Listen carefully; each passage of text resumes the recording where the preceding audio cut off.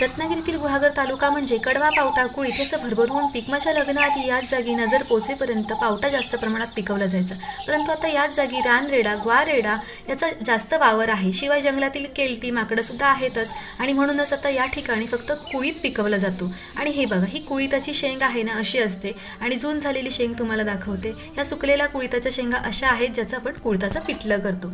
तरी मी ह्या हिरव्या शेंगा सोलून घेतलेल्या आहेत, त्याचे दाणे काढून घेतले, बटाटे घालून घेतले, सोबत वांगं सुद्धा घातलं, जिरं, मोहरी, कांदा, टोमॅटो, लसूण असं सगळं फोडणी छान देऊन घेतली, हळद घातली आणि घरचं लाल तिखट घालून घेतलं आणि आपण जे कांदा खोबऱ्याचं वाटण घालतो ना ते थोडंसं घालून घेतलं आणि छान परतवून घेतलं. आणि आता हे धुवून घेतलेले वांग, बटाटा आणि कुळीतचे दाणे मस्त घालून घेतले, बेतानं पाणी घातलं आणि मीठ घालून घेतलं, गरम मसाला पावडर घातली आणि कुकरच्या 3 शिट्ट्या काढून घेतल्या, सोबत कोकमसुद्धा घातलं. एवढी मस्त अशी आमटी बनलेली होती ना कुळथाची. तुम्ही सुद्धा नक्की बनवून बघा.